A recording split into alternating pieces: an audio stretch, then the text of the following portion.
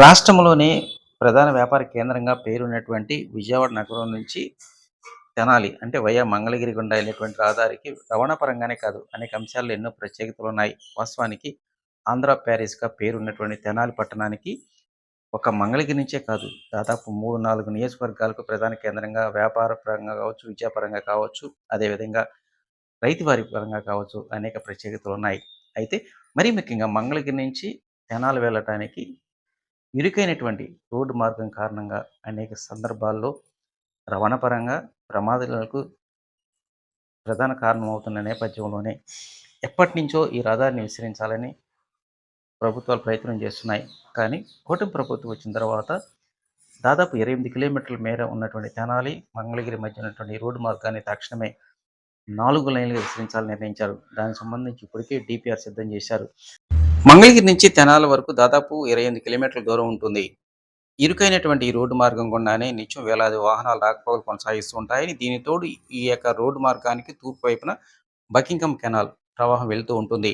అటుగా వెళ్ళేటువంటి వాహనాలు ఎవరైనా సరే ఆదమరిస్తే ఇక ప్రాణాలు గాల్లో కలిసిపోయినట్టుగానే భావించాల్సిన పరిస్థితి ఏర్పడుతూ ఉంది. దీంతోనే తక్షణమే ఇప్పుడున్నటువంటి ఈ రోడ్డు మార్గాన్ని పీపీపీ విధానం ద్వారానే 4 లైన్లు రోడ్డు మార్గంగా విస్తరించాలని కూటమి ప్రభుత్వం నిర్ణయించింది. ఇక మంగళగిరి, తెనాలి మధ్య ఉన్నటువంటి ఈ రోడ్డు మార్గానికి ఇటీవల కాలంలో ప్రాధాన్యత పెరిగింది. కారణం కేంద్ర ప్రభుత్వం ఎంతో ప్రతిష్టాత్మకంగా నిర్మిస్తున్నటువంటి అమరావతి ఔటర్ రింగ్ రోడ్‌లో భాగంగా ఈ తెనాలి సమీపంలో ఉన్నటువంటి నందివెలుగు దగ్గర నుంచి మంగళగిరి మండలం చినకాకాని వరకు 17.5 కిలోమీటర్ల మేర 6 వరుసల లింక్ రోడ్ నిర్మాణ పనులు చేపట్టాలని నిర్ణయించింది. దీనికి సంబంధించి ఇప్పటికే ఈ అలైన్‌మెంట్‌కి సంబంధించినటువంటి కేంద్ర ప్రభుత్వం గెజిట్ నోటిఫికేషన్ కూడా విడుదల చేసింది. దీంతోనే ఎంత త్వరగా ఈ రోడ్డు విస్తరణ పనులు మొదలుపెడితే అంత త్వరగా ఈ ప్రాంత ప్రజానీకానికి, వాహనదారులకు ఊరట కలిగించే అంశంగా భావించాలి. ఇక ముందుగా ఈ రోడ్డు విస్తరణ పనుల్లో భాగంగా మొదటి విడతగా తెనాలి ఆటోనగర్ దగ్గర నుంచి నందివెలుగు వరకు దాదాపు 2 కోట్ల రూపాయల వ్యయంతో ఈ రోడ్డు విస్తరణ పనులకు సంబంధించి రాష్ట్ర civil supply minister Nadendla Manohar గారు నిన్న శంకుస్థాపన చేశారు.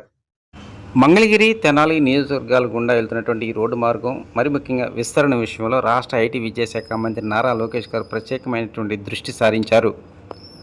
ఈ రోడ్డు నిర్మాణం మరి ముఖ్యంగా వేమూరు, అదేవిధంగా తెనాలి, రేపల్లి నియోజకవర్గానికి చెందినటువంటి ప్రజానికి మొత్తం అటు విజయవాడ వెళ్ళాలన్నా లేదంటే మంగళగిరి రావాలన్నా ఏకైక మార్గంగా ఉన్నటువంటి నేపథ్యంలోని ఎంత త్వరగా విస్తరణ పనులు శ్రీకారం చుడితే రవాణా పరంగా సమయం గణనీయంగా తగ్గుతుందని ఈ ప్రాంత ప్రజానీకం ఎదురు చూస్తూ ఉన్నారు.